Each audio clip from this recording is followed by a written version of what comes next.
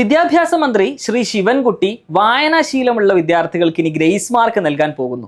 പത്രമാധ്യമ സമ്മേളനത്തിൽ അദ്ദേഹം പറയുണ്ടായി, പുസ്തകം വായിക്കുന്ന കുട്ടികൾക്ക്, പത്രവായനക്ക് സ്ഥിരമായിട്ടുള്ള കുട്ടികൾക്ക് ഗ്രേസ് മാർക്ക് രേഖപ്പെടുത്താൻ പോവാണ് എന്നുള്ളത് വളരെ വിചിത്രമായിട്ടുള്ളൊരു സംഗതിയായിട്ട് തോന്നി. എന്നാൽ സന്തോഷമുള്ളൊരു സംഗതിയായി തോന്നി.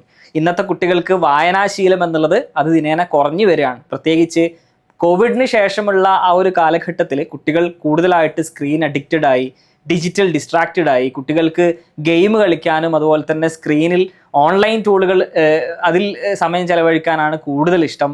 പത്രവായനയോ അല്ലെങ്കിൽ പുസ്തക വായനയോ ഒന്നും കുട്ടികൾക്ക് ഇഷ്ടമില്ലാത്തൊരവസ്ഥയിലേക്കാണ് പോകുന്നത്.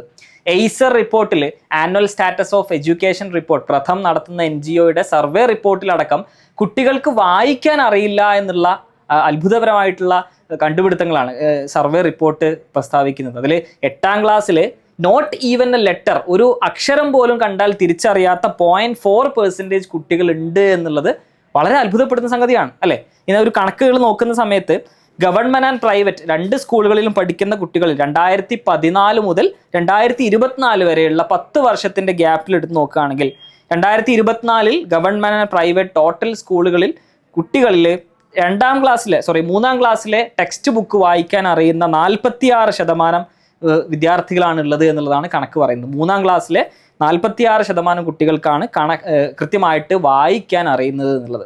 2014 അതിൽ കണക്ക് 39% മാത്രമായിരുന്നു. അപ്പോൾ 39-ൽ നിന്ന് ഒരു 46-ലേക്കുള്ള ജമ്പാണ് 10 വർഷം കഴിഞ്ഞിട്ട് നമുക്ക് കാണാൻ പറ്റുന്നത്. അപ്പോൾ കാര്യമായിട്ടുള്ള ഇംപ്രൂവ്മെന്റ്സ് റീഡിങ്ങിന്റെ കാര്യത്തിൽ നമ്മുടെ കുട്ടികൾക്ക് കിട്ടിയിട്ടില്ല എന്നുള്ളതാണ് കണക്കുകളും നമുക്ക് മനസ്സിലാക്കി തരുന്നത്.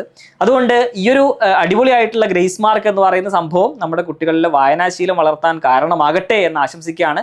അതുപോലെ തന്നെ എക്സാം ലേണിംഗിൽ നമ്മൾ ചെയ്തുകൊണ്ടിരിക്കുന്ന ദിനേന ചെയ്യുന്ന ഒരു സംഗതിയുണ്ട്. കുട്ടികൾക്ക് പത്രവായനാശീലം വർദ്ധിപ്പിക്കുവാനും അതുപോലെ തന്നെ കറണ്ട് അഫയേഴ്സും ജനറൽ നോളേജും വർദ്ധിപ്പിക്കുവാനും വേണ്ടിയിട്ട് കറണ്ട് അഫയേഴ്സ് നോളേജ് ഹബ്ബ് എന്നുള്ള പേരിൽ ഡെയിലി നമ്മൾ ഓരോ പോസ്റ്റേഴ്സ് റിലീസ് ചെയ്യാറുണ്ട്. നമ്മുടെ ഫൗണ്ടേഷൻ സ്റ്റുഡൻസിന് എല്ലാവർക്കും നമ്മുടെ മെൻറ്റേഴ്സ് ത്രൂ അത് ഷെയർ ചെയ്യും. ഡെയിലി ഉള്ള പ്രധാനപ്പെട്ട കറണ്ട് അഫയേഴ്സ് ഒരു പോസ്റ്റർ രൂപത്തിൽ കുട്ടികൾക്ക് കിട്ടും. അന്ന് ഉള്ള സംഭവങ്ങൾ, പ്രധാനപ്പെട്ട നാഷണൽ ലെവലിൽ ഇന്റർനാഷണൽ ലെവലിലൊക്കെ സംഭവിച്ചിട്ടുള്ള പ്രധാനപ്പെട്ട സംഗതികൾ കുട്ടികൾക്ക് ഒരു സമ്മറി എന്നോണാണ് കറണ്ട് അഫയേഴ്സിന്റെ പോസ്റ്റർ കിട്ടുന്നത്. അപ്പോൾ കുട്ടികൾ സ്വാഭാവികമായിട്ടും അതിൻ്റെ ഡീറ്റെയിൽസ് അവർക്ക് പത്രമാധ്യമങ്ങളിലൂടെ അവർക്ക് കിട്ടാവുന്നതാണ്. പത്രം വായനാശീലം വർദ്ധിപ്പിക്കുന്നതിനും അതുപോലെ തന്നെ ജനറൽ നോളേജ് ഒക്കെ കുട്ടികളിൽ വർദ്ധിപ്പിക്കുക എന്നുള്ള ലക്ഷ്യത്തിലോടിയിട്ടാണ് കറണ്ട് അഫയേഴ്സ് എന്ന് പറയുന്ന പുതിയൊരു പദ്ധതിയുമായിട്ട് ഞങ്ങൾ ആരംഭിച്ചിട്ടുള്ളത്. കഴിഞ്ഞ ഒരു 3-4 മാസമായിട്ട് കണ്ടിന്യൂസ് ആയിട്ട് അത് ചെയ്തുകൊണ്ടിരിക്കുന്നുണ്ട്. കുറേയധികം കുട്ടികൾ ഇത്തരത്തിൽ കറണ്ട് അഫയേഴ്സിലും ജനറൽ നോളേജ് കാര്യങ്ങളിലൊക്കെ താല്പര്യം കാണിക്കുന്നത് എന്നുള്ളത് വളരെ സന്തോഷമാണ്. എക്സാം ബൈ ലേണിംഗിൽ നിങ്ങൾക്കും ജോയിൻ ചെയ്യാൻ താല്പര്യം ഉണ്ടെങ്കിൽ താഴെ കാണുന്ന നമ്പറുകൾ ബന്ധപ്പെടാം. 6 മുതൽ 10 വരെ ക്ലാസ്സിലെ വിദ്യാർത്ഥികൾക്കാണ് സയൻസ് മാത്സ് ഫൗണ്ടേഷൻ പ്രോഗ്രാം നമ്മൾ ഒരുക്കിയിട്ടുള്ളത്. കൂടുതൽ വിദ്യാർത്ഥികളെ നമുക്ക് ഫൗണ്ടേഷൻ പ്രോഗ്രാമിൽ വെച്ച് കാണാം. താങ്ക്